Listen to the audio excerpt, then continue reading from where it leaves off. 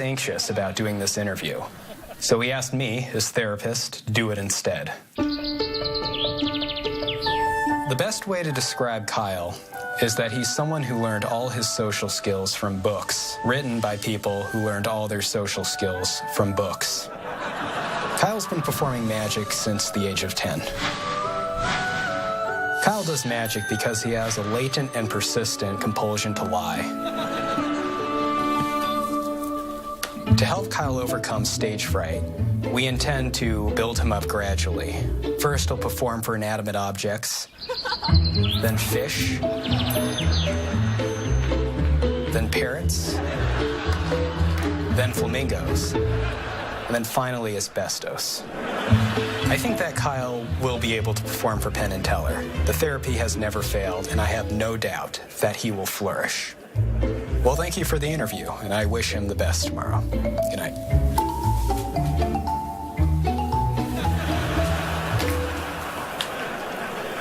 Who was that?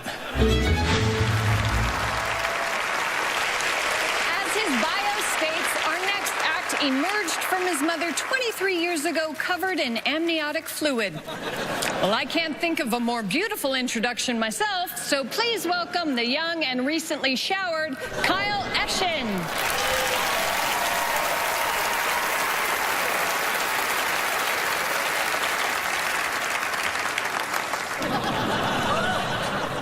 So obviously, I'm a magician. I think that's the third best thing about me. The second being my hygiene. The first being the fact that I'm not an arsonist. I got my start at children's birthday parties. I'd say clever things like, "Hey kids, which hand holds the shrimp?" Wrong, you're all flawed human beings. They all loved me, though not everyone has been so enamored with my act. For instance, and this is a true story, after one show, a woman walked up to me and said, "You're rather socially awkward on stage. Do you have Asperger's?" And I thought that was a strange question to ask, because that's usually my pickup line. Now that the persona has been established, we can proceed with a rather disappointing miracle that requires the assistance of a member of the audience. If you, sir, would mind joining me on stage, let's have a round of applause for him as he makes his way out. Thank you very much for coming up here. If you wouldn't mind just standing here. No one likes to be summoned from the crowd to assist a magician, so I do appreciate it. This trick requires a very special prop, which I keep in a very special place.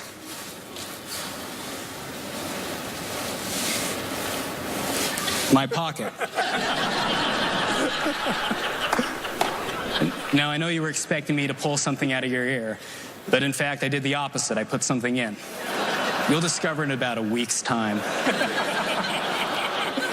when it hatches. Magicians are terrible at dating, so we need some mechanism by which to pass on our genes. Who knew that magicians reproduced in the same manner as the African botfly? The real secrets of magic revealed. We have here a rather unusual deck of cards, blank but for a list of my favorite things. I'll rattle some of them off.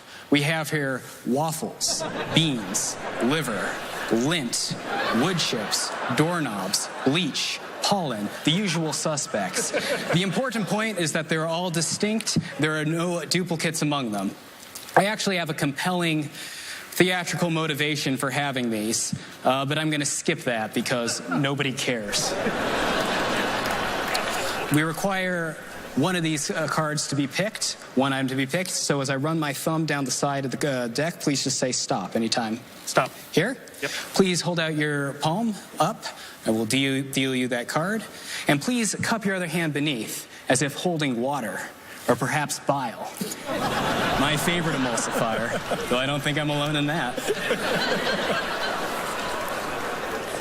Notice, by the way, I say water. He cups his hand one way, or bile. There's a slight shift in posture. Say what you will about this guy, but this is a man who understands fluid dynamics. And that is the most important quality a human being can have. So I just want you to know that. We have here a silk handkerchief, the last remaining prop, and I will non-verbally display the fact that it is empty by flinging it several times toward the gentleman. Now that I've established dominance, I will reveal the name of the item selected. And you might not be able to tell this at home, but the mood in this theater is tense. Lentils. You picked lentils. Now, earlier I warned that this was going to be a disappointing trick, but even I cannot anticipate the extent. Please keep your hands cupped, sir, and rivet your attention to the handkerchiefs. Watch. As cascading forth, we find the birth of lentils. Lentils by the billions, streaming forward. You may keep this as a token of gratitude for coming up here. Thank you very much for your help, so you can go back to your seat. My name is Kyle Eschen. Thank you for your attention. Oh, wow. Well, I'm certainly glad he didn't pick liver. That would have been gross.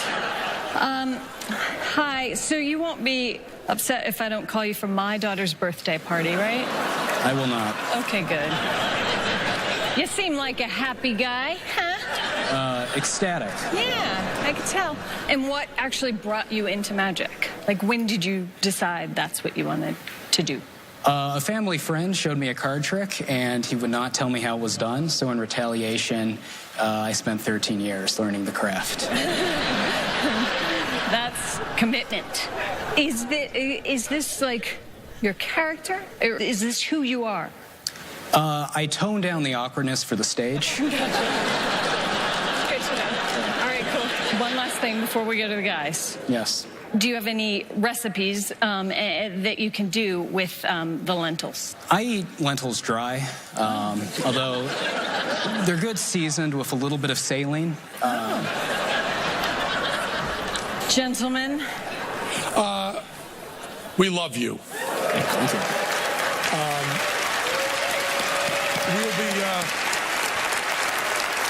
And we are going to be seeing you everywhere for the rest of our lives.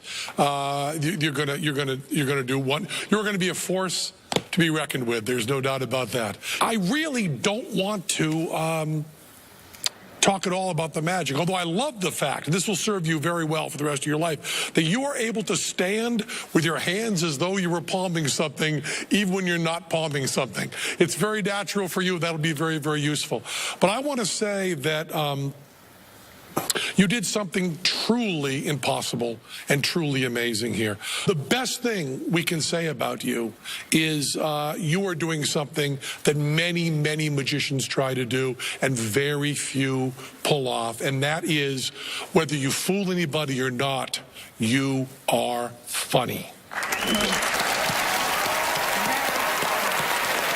Really funny. That compliment is better than any trophy, right?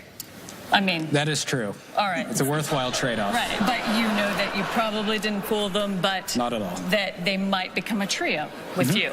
No, maybe? You're just so funny, so great. Yes, you are so amazing, so wonderfully amusing, and slightly scary, but we love you. Okay, so thank you.